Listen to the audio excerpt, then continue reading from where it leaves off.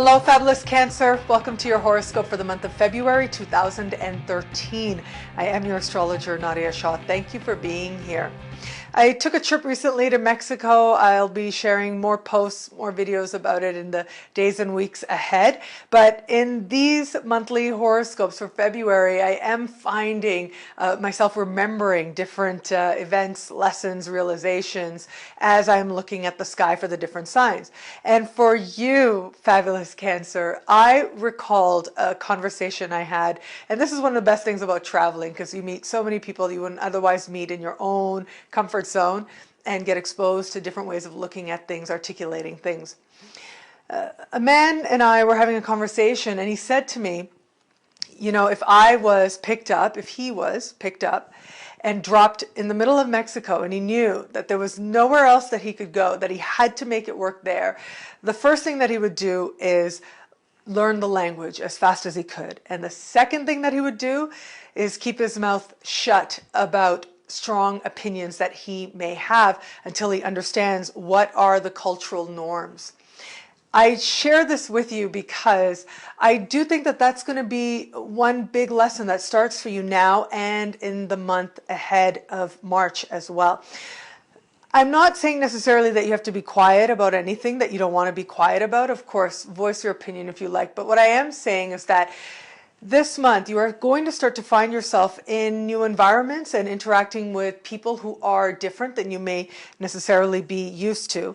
And it is going to require that you be willing to adapt. Now, I'm not saying that you'd be inclined to step on anyone's toes. Actually, I think that the fabulous cancers out there tend to be sensitive to what's going on in their environment and to other people, and that allows you to make an even more personal connection than perhaps some of the other signs might.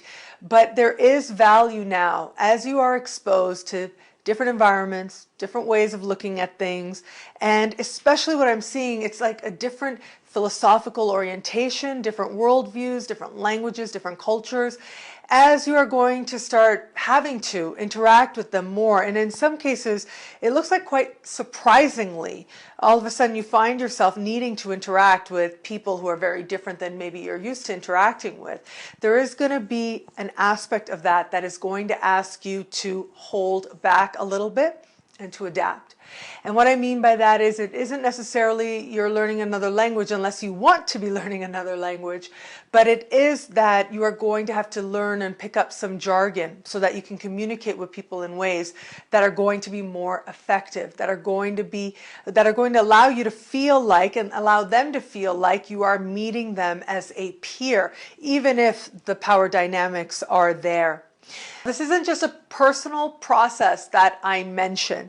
I'm mentioning this because it does seem like this month, this is going to be the strategy, especially if you want to make financial gains. There are gains on offer. There is financial progress on offer, but it is going to ask you to play a little bit of a game, play a little bit of a political game.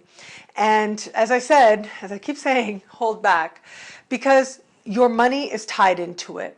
Your progress is tied into it. You making a very important alliance and solidifying that alliance is tied to all of this.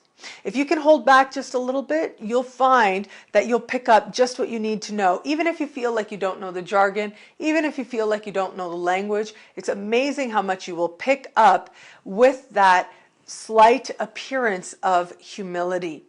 You do that and you'll find that the financial opportunities that are there end up manifesting in some very quick and very wonderful ways. Thank you for watching.